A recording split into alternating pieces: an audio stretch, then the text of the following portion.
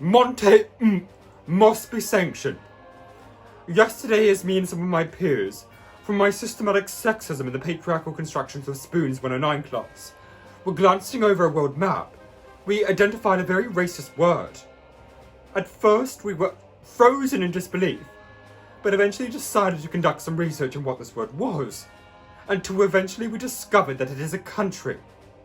We are now in the process of putting together a petition to see the removal of all world maps and atlases from university classrooms and learning resources, until we can see the elimination of Monte from them. Never before have me and my peers witnessed such a blatant display of racism so freely exhibited for all to see. Once completed, this petition will be presented before the Vice-Chancellor of the University of West Sussex.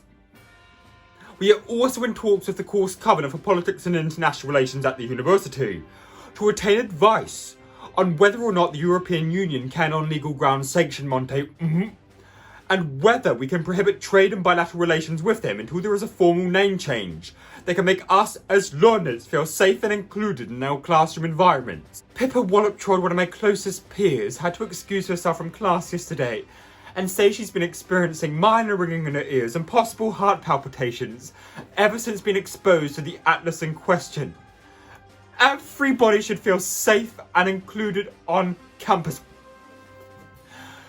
And we've also filed a code of conduct complaint against the course lecturer on the grounds of behaviour rooted in racism and lack of remorse, after which he failed to tear Monte out of the map as an immediate emergency procedure. Monte ought to be ashamed for their complicity in this institutional racism.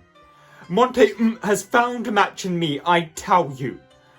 Also, I would like to take this time to promote my upcoming PhD, which will be exploring the romanticisation and negative portrayal of chicken eggs in the popular children's nursery rhyme Humpty Dumpty, and how this has led to patriarchal hierarchies in Egyptian social order.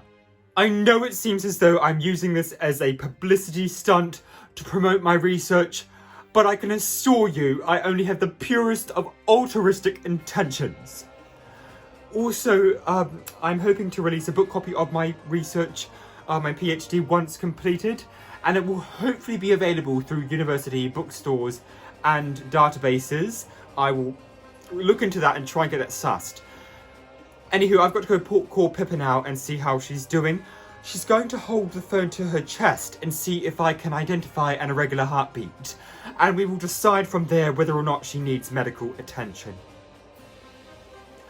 Join me by removing all world maps and atlases from your walls and classrooms until they are free of such racism.